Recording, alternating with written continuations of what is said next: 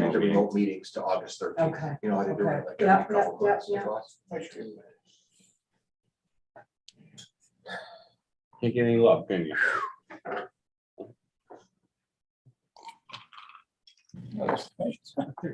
Is that yours? That's a good But- place. I enjoy those.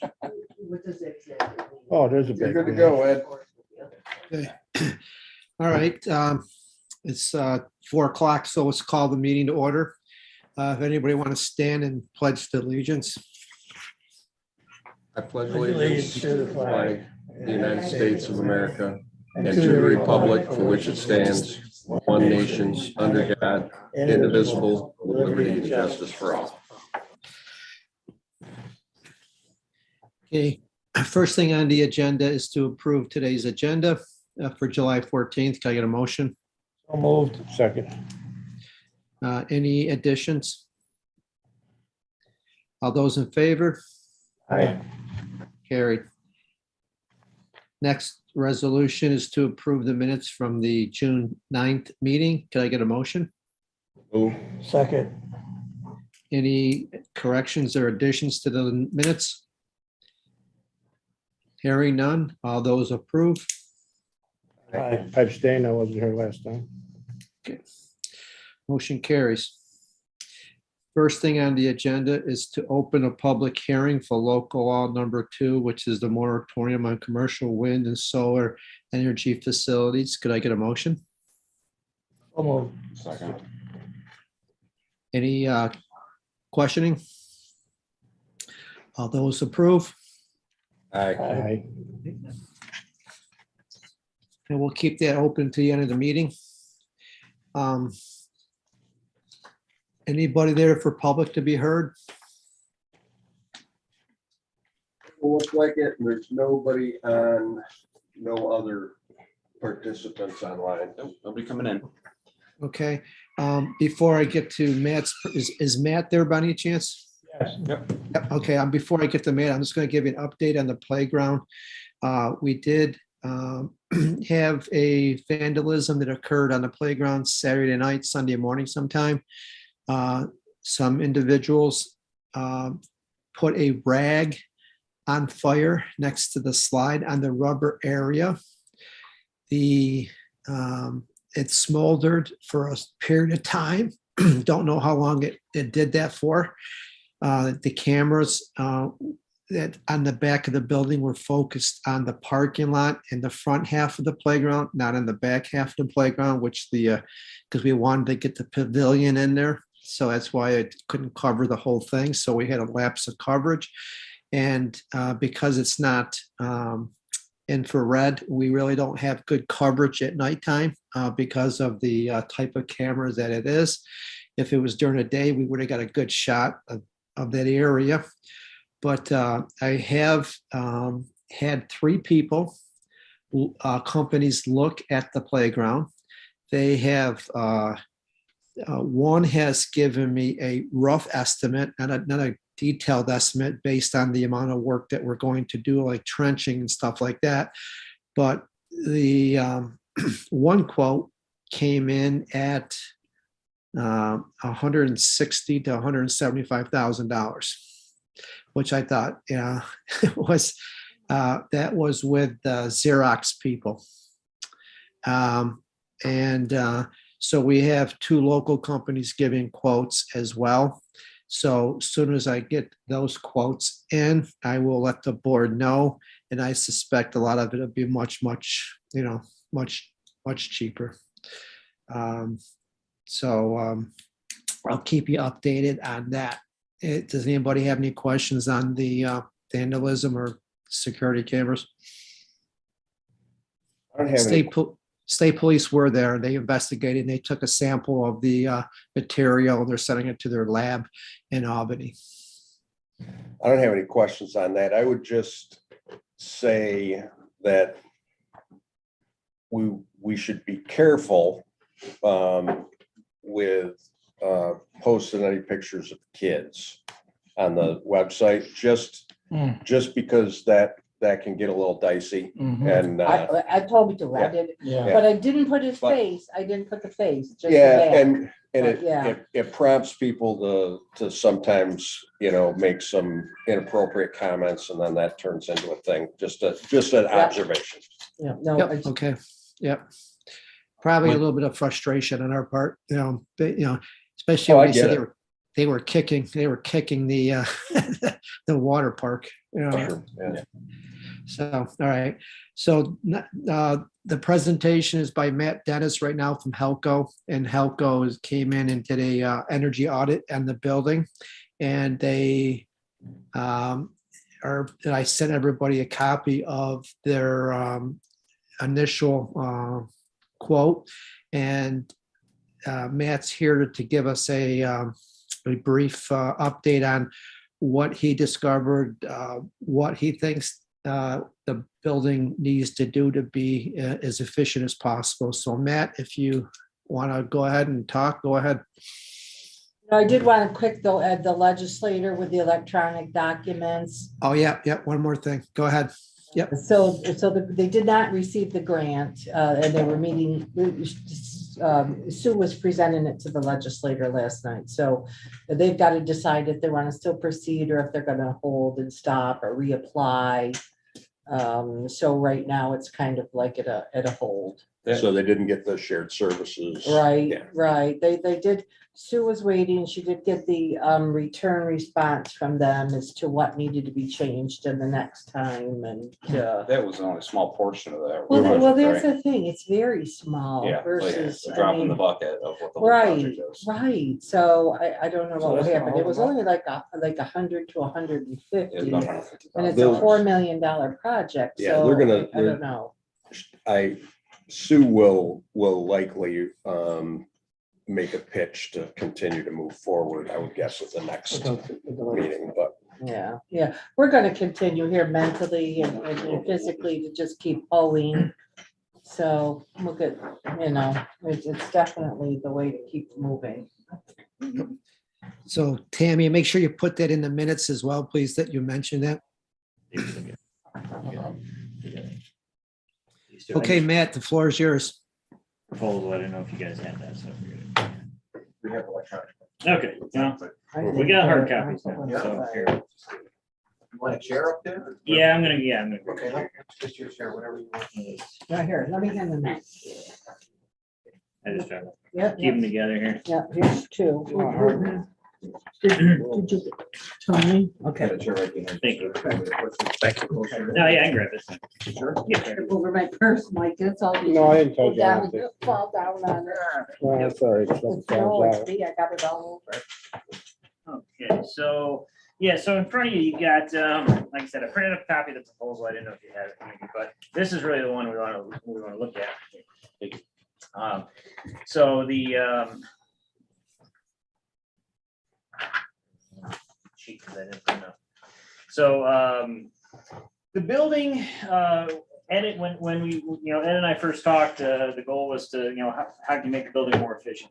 One of the concerns was not just energy efficiency, but also some severe ice damming that's happening in on the sides of the house or building, sorry. The big problem with that is there's not much above this ceiling. I don't think even in the attic, but it's a couple inches fiberglass and that's it. There's really no air sealing. There's not much keeping the warm air that's being generated from just getting up, hitting the roof deck and melting the ice off and causing some significant ice damming. Solution for that, because you got all of your mechanical equipment up there already, would be to insulate the roof deck, which not only air seals it, but beefs up the insulation in general to keep the heat in the building.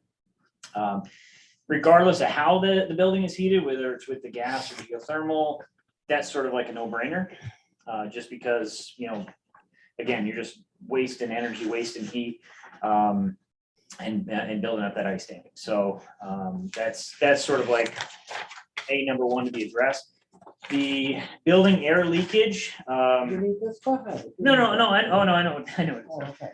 So if you go to the second to last page here, we did a blower door test on the building based on the size of the building. The air leakage is somewhere in the neighborhood of about I believe it's right around 8 times more than it should be. Now that's if you wanted to make the building as tight and efficient as possible. With a commercial building, there's different code restrictions, so you can't make it that tight. But our goal is, if we were to, really the only thing we can do to air seal is the attic space. If we can seal that up and insulate all that, we should be able to reduce the air leakage pretty significantly, which means air stays in, heat stays in, building becomes more, more comfortable, sure, but also a lot more efficient. I don't know if any of you ever had an energy audit on your home or have ever seen the blower door test, but basically what that test does is it measures airflow in terms of cubic feet per minute and tells us just how much air is moving through the building. There's a code number. That number translates to air changes per hour. With a commercial building, it's typically 15, just because there's a lot of people tend to be in and out. At the moment, it's almost 30, so it's pretty significant. So it definitely can be tightened up. None of those codes were in place, obviously, when the building was put up, so it was just kind of they just built it. It is what it is.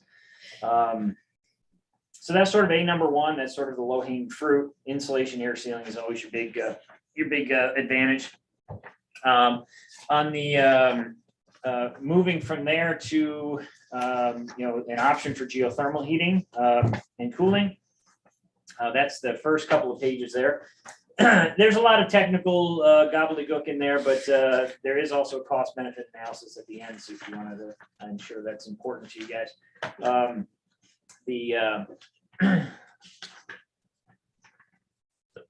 Graph here.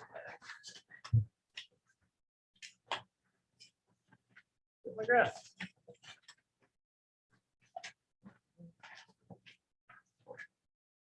Is there a color bar chart on there? No. Son of a gun. It gave me my bag. Of course it did. Sorry, it didn't print for some reason. So yeah, so there is also a cost benefit on the insulation. Now, the fact is, at the end of the day, we're not going to mince words about it. Natural gas is relatively inexpensive compared to the alternatives. Your gas and heating bills in the building are not anything exorbitant, but if your goal is to reduce gas consumption and make the building efficient, sort of present as a renewable, clean energy sort of thing for the town, if you're looking at strictly as a cost benefit sort of thing, it's not there. In all fairness, just because you'll save yourself a few $100s a year over gas costs as they sit with the insulation. You'll save a couple more $100 over the for the geothermal. But I mean, we make no qualms that or claims that you're going to be saving thousands of dollars a year because it's just not there. If this building was heated with propane, yeah, it'd be a no-brainer and it would have paid for itself pretty darn fast. Let me see if I have the. That didn't print when I made the report.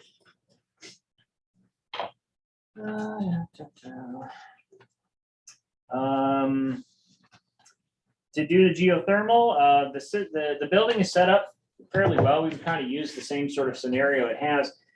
The ductwork upstairs is it's undersized for a heat pump, but it's also fiberboard and flex duct, which is basically pressed fiberglass and then fiberglass wrapped in plastic. And airflow wise, those are never very good. They're certainly not good for any large spans. They're really meant for short runs. A lot of HVAC contractors use them because they're quick and cheap and easy. You don't have to think about it. You plug it in, you just drop it. Right? One of the measures we're proposing is redoing that entire duct system, hard pipe it with sheet metal, properly designed, properly balanced, having an air handler or heat pump to replace the main furnace over here to handle this part of the building, and then a little one to replace the one in the closet in the offices in the back. Unfortunately, the heat demand is too high to try to do with one. I tried, I just can't quite squeeze it into one, at least not without it being a little chilly in the wintertime. And we can drill outside. We looked outside we could drill right in the parking lot back here. I know that's was what, something Ed was looking at, just, right before the new driveway gets paved. Basically punching three wells based on the geology of the area. We need three 300-foot wells. We can't get down to 500 feet without really monkeying with, a lot of extra water to deal with, and it's obviously the lake's right there. So, plenty of water underfoot. And then those get tied together, brought into the building, and everything gets plugged in, and away you go. So that's what that's sort of what we came up with,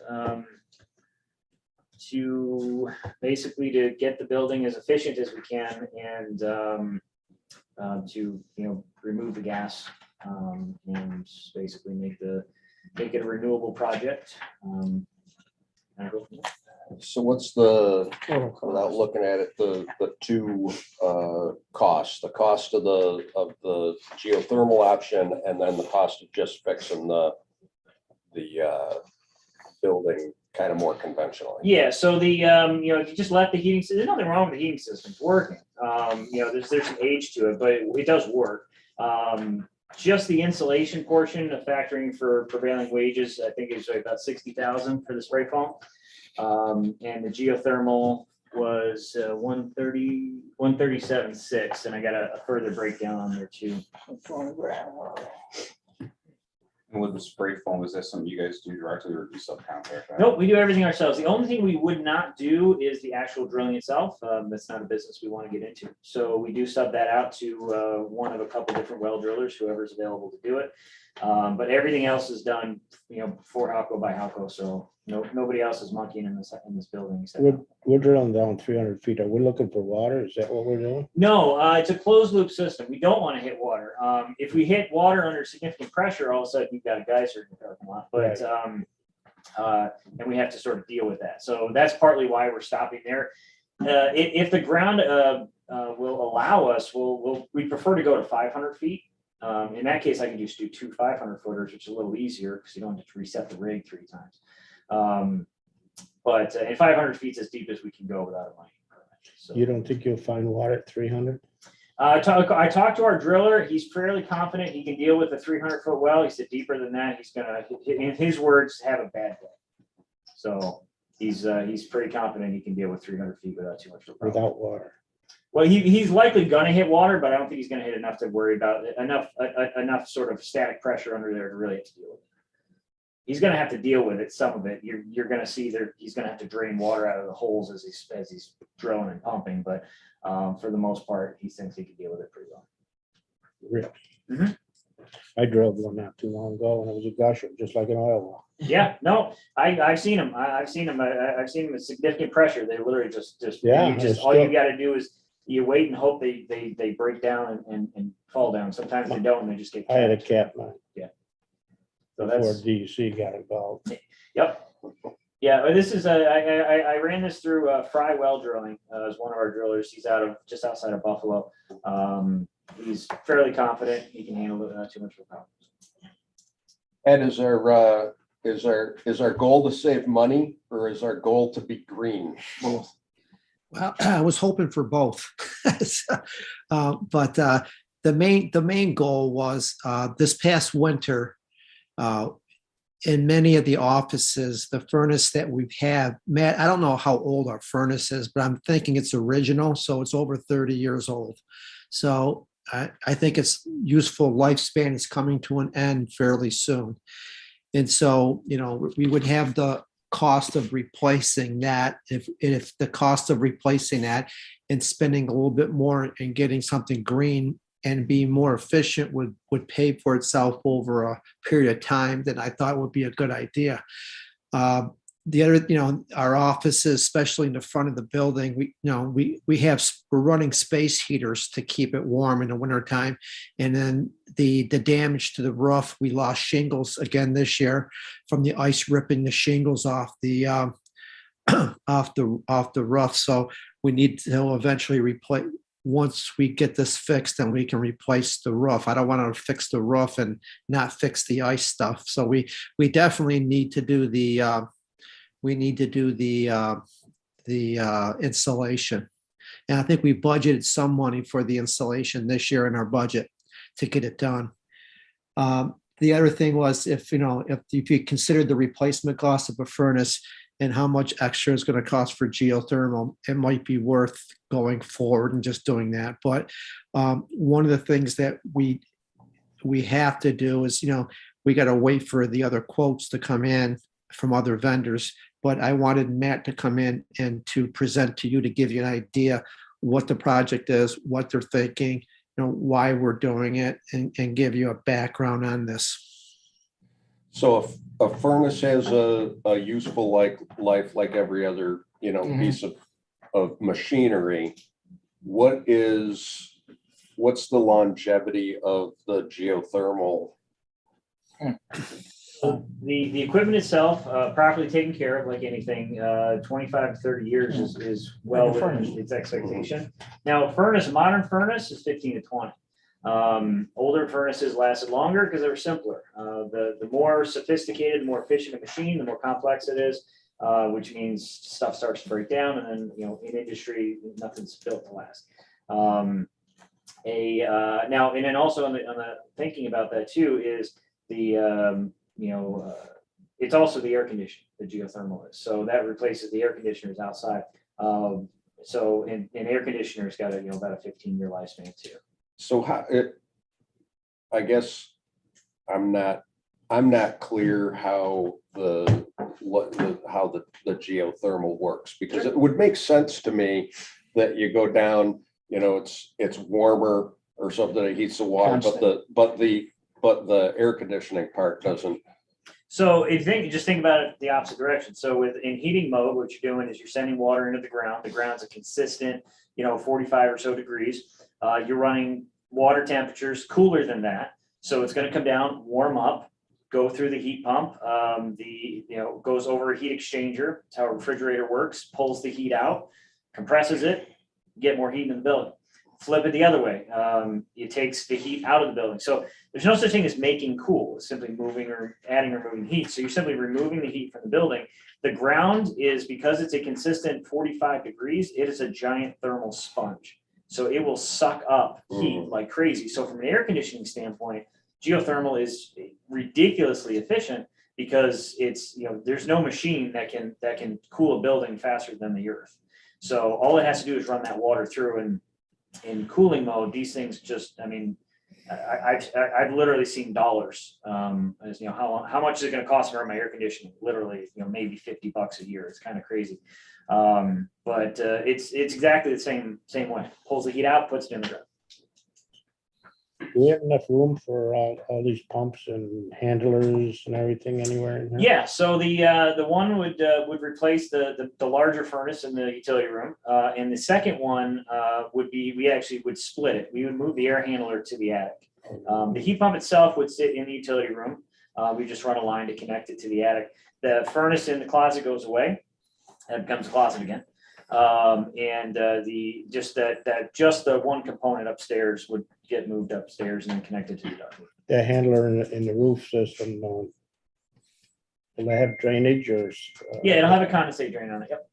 I've seen them plug up and ruin the ceiling. Yep. So anytime we put an air handler in an attic, we put it on a drain pan. Basically, it's a giant tray with a gravity drain on it that can't plug up, and then that takes the moisture away. There's also going to be a water temperature, not temperature, a water sensor, like leak sensor, if you will. So if it does spring a leak and detects water, it'll shut down. It'll basically kill the power. With the installation and ductwork piece, is that all going to be able to be done in the attic space, or are we talking about taking ceilings down? No, the entire attic is accessible, so everything will be done upstairs. There's no reason, with the exception of the final duct design, we might tweak some of the registers, but for the most part, 99% of it, we're going to be up there or in the utility room. For those of you who don't know, the original main building ended prior to Darcel's and the codes office in the back, where the utility room is.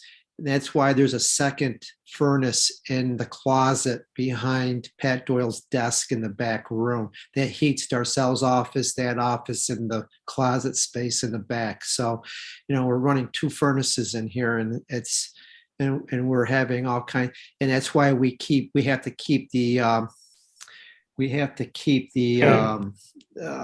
utility room closet open all the time because it gets so hot from the server in there. The server heats up that room, and it creates a furnace in there. So, we have all kinds of issues with heating, cooling, and keeping the server at a constant cooler temperature. So Can help with that with this system too. So what we can do is we can put a return vent in the server room to draw some of that heat away. What that's going to do is obviously during air conditioning, it's going to help cool it, but during heating mode, it's going to basically sort of, if you will, recapture some of that heat and actually distribute it through the building. So, which is pretty common, heat recovery type style for server rooms. So. What's the total on this? I see one, but. What's the 60 total? for the upstairs and then 137, 140. There is a $12,000 rebate with NICEAG I that see that. applies. And then there's federal and state tax incentives, but I'm not an expert on municipal tax code, so I don't know how you'd be able to utilize that. Or you got another figure somewhere? Same thing. So, So we had to discuss this further, but is there any other questions for Matt? So we can pick his brain while he's still here. He's an expert in this field. What I do every day. well, if we renew the furnace and insulate this and do everything else, we're gonna be about the same price, won't we be? No, Well, Boy, close. Insulation, furnace, and ductwork, you're gonna be 8,000. Huh? Insulation, if you're saying 60, you're another 15 for the furnace and all the tin work. yeah, there's a big portion of this. Tin that work's goes in that expensive. ductwork. You're gonna be at 100, About a half. 50 total? No, say I'm saying 100, 200,000 is their bill. right? If we just did a furnace, it'd be about 100. Yeah, about 100,000. Yeah, if you were to take out, if all you did, I mean, if you think about it, for example, drilling that loop field, you're talking. Do I have that on there? Drilling costs? Oh, yeah. Yeah, I do. Drilling costs, 30,000 just to drill the lake, Estimated just to drill the well. expense. What's So the life expectancy of the well?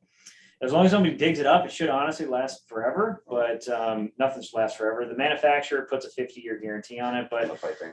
yeah, the piping, there's no moving parts outside. It's just pipe in the ground. It's HDPE, high density polyethylene. It's a really thick, heavy duty PEX type material. Once it's in the bore, it gets grouted. So it's sealed. So honestly, as long as nobody digs it up, there's really no reason. Plastic doesn't biodegrade, it photodegrades, and it's in the ground, so the sun will never see it. So it really should last, quite some time.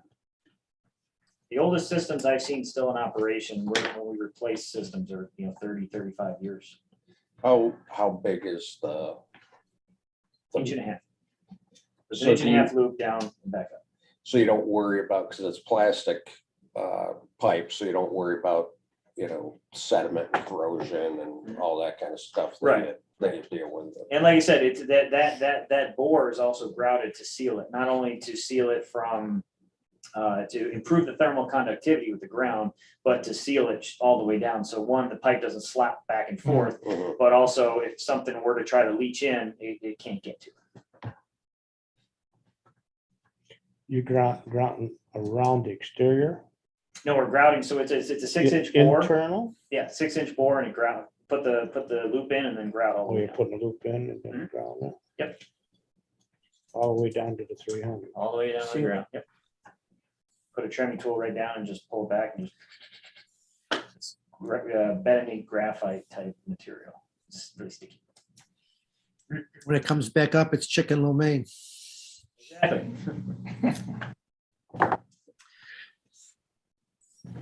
Okay. Any other questions for Matt?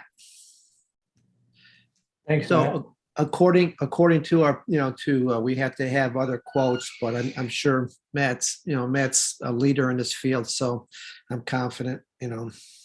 Yeah, I mean, I'll give you my 30-second on Halco if you're not familiar. We are a full home energy company. We've been doing this for over 40 years. So insulation, plumbing, electric, heat pumps, geothermal. We were doing geo long before it was ever really cool to do it. So we've kind of got these things figured out, but and commercial applications are no stranger to us either. We've done a bunch of municipal town halls, village halls, over the years. So, and if there's obviously an issue, we're open 24/7, 365 with a full service department. So if there's ever a problem, it's a phone call, we'll get somebody right out here. And we got a bunch of guys that live in the Auburn area too. And we got involved with the geothermal through the Central New York Regional Planning, and the Regional Planning Office recommended Halco as one of the leaders in the field. So Yeah, we've done a lot of work with those guys in the Heat Smart program. So yeah, this is just what we do, and we're good at it. okay, thank you, Matt. I appreciate it. And well, I'll get in touch with you. Okay. One point for Tammy, I think, is installers will not smoke or use foul language. With the bottom. Who's that? Not like our road crew. We try to be very respectful. Okay. Yeah, is Darcellus for it? We promise we won't swear at you. Okay. I appreciate it. Thank you. Thanks, man. You're welcome. If you tell me that to use. Tammy's thinking good luck with that. Okay, the next thing on the agenda is Resolution 85 is for the approval and the authorization for me to sign the proposal of consulting services from Barton and LaJudas for the solar facility, local law number 2. Can I get a motion for discussion? We skipped one. We got a Oh, 84. oh, I missed 84. Yeah, Oh, sorry about that. Okay, 84. Okay, this is to withdraw and spend up to $18,000 for grinder pumps out of the reserve account, according to our procurement policy. So can I get a motion for discussion? Oh, second. Any discussion on this resolution? Basically, we had to buy more pumps because the pumps were breaking. We have a reserve account and we're taking money out of the reserve account to pay for it. So that's what we're doing. So there's no questions. All those in favor? Aye. All right.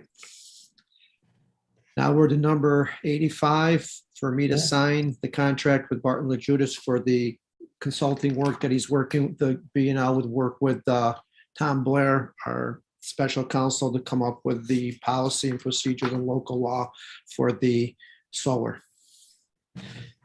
Move. second. Who was that? Fred?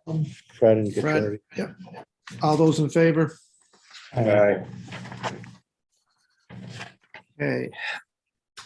Next thing on the agenda is the budget modifications, number 86. Can I get a motion for the budget mods that are self-presented? Second. Is there any discussion on the budget modifications? All those in favor? Aye. Aye. Okay, number 87, audit and payment of claims. Can I get a motion for discussion? Second. Any discussion? I have not seen them, so I can't say either way, but I can answer some questions. I'm sure I know what most of them are. One time or another, they cross over. G&C Enterprise do a water main break. Which one? G&G. That's Crowley. Yeah, we use Crowley for the water main break because the highway department, are busy during the day, and it's actually cheaper for us to use them than use our own people. So. And that might be the bill too that we were reimbursed for, that we did on that fire lane. And then all Yeah, the homeowners. Yeah. There was a fire lane across from the next to the yacht club, across from the water plant. I think fire lane 6. There's a 600. There was, from my recollection, we billed $600 to 3 residents that live down there because their their lateral that goes from 38A down to their house is about 200 yards. And it's after the water meter and it was leaking. And it's more efficient for us to do the leak instead of just shutting off 3 residents' water, because getting them to do it, especially they're seasonal.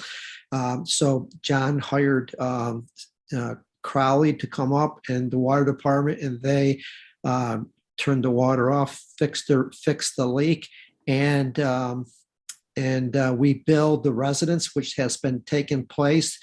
2 out of the 3 people have paid already. We're waiting on 1 resident to pay.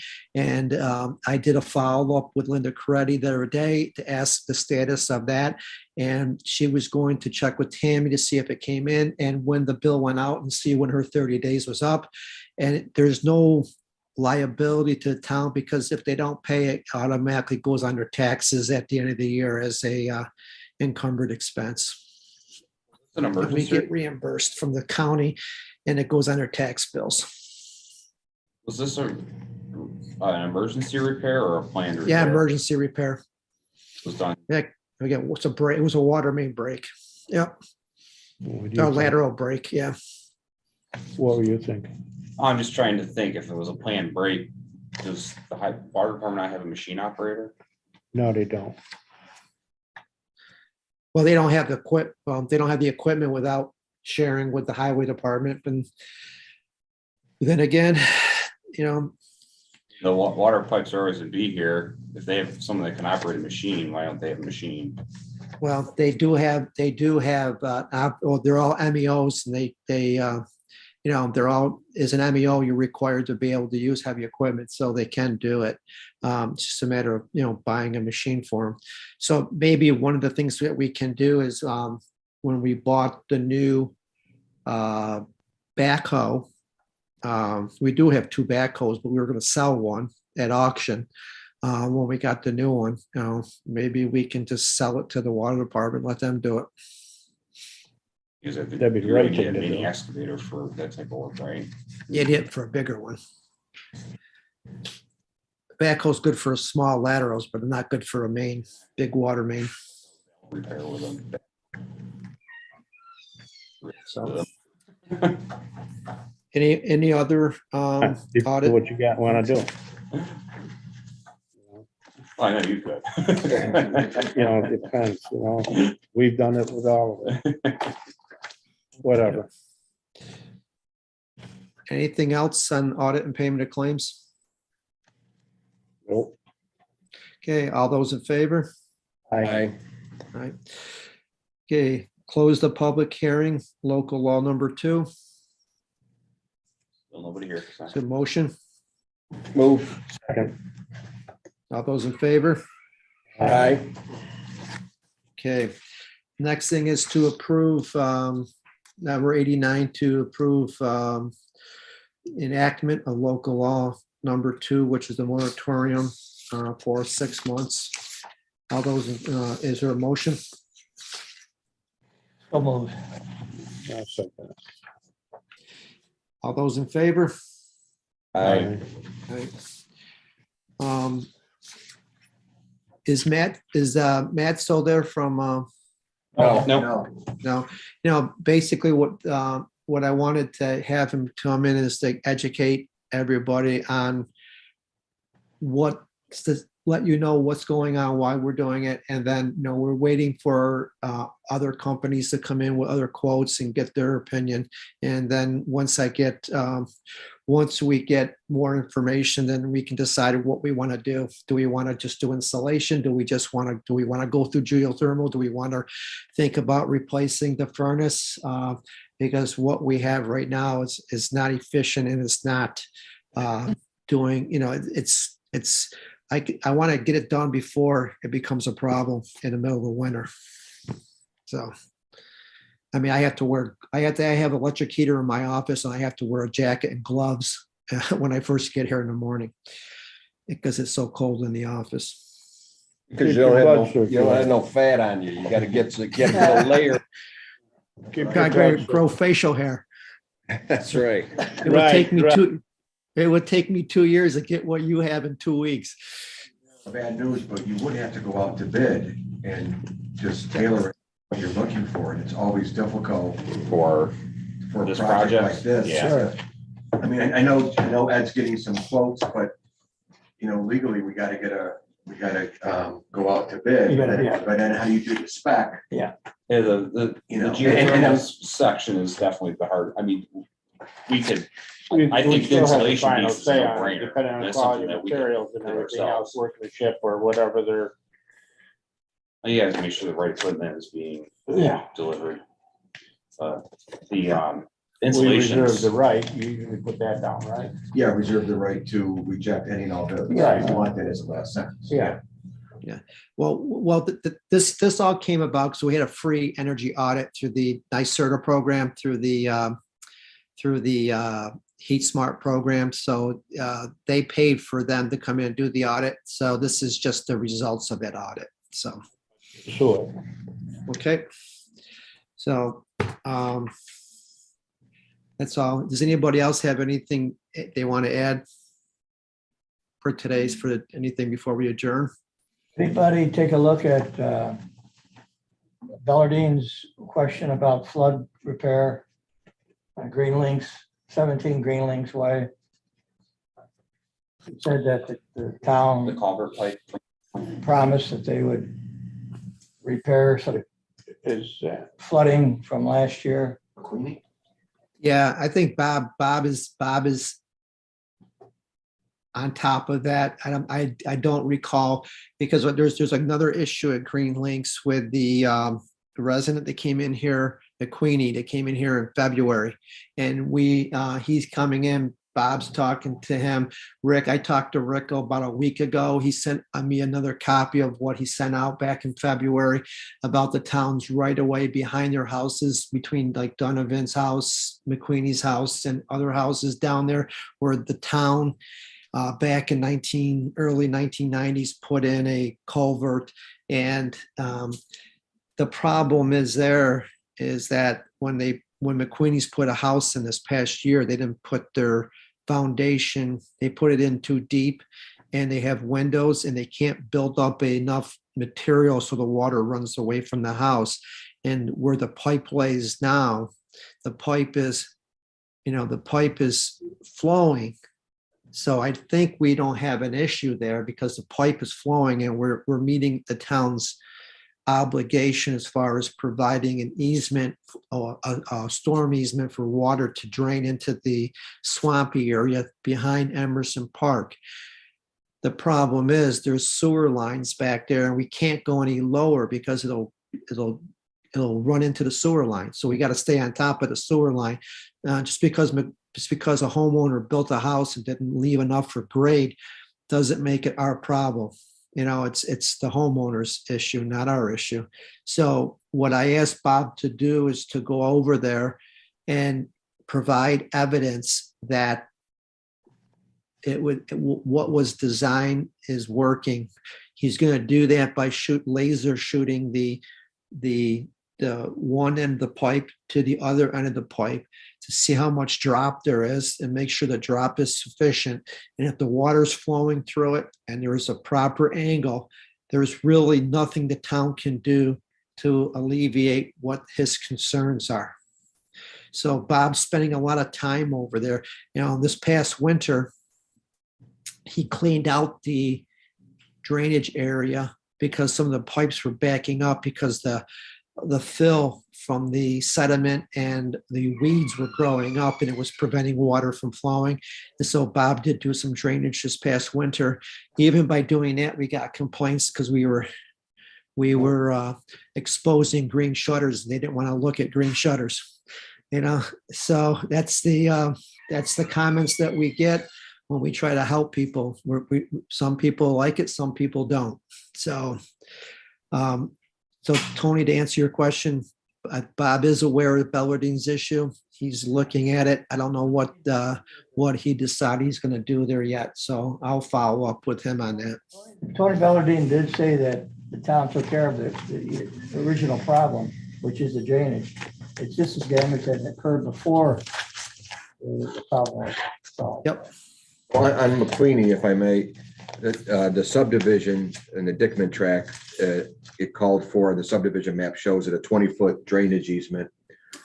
I guess it would be along the westerly portion of all the properties where McQueenie is, Donovan, all the way down, Blair Longo? all the way down to Stryker.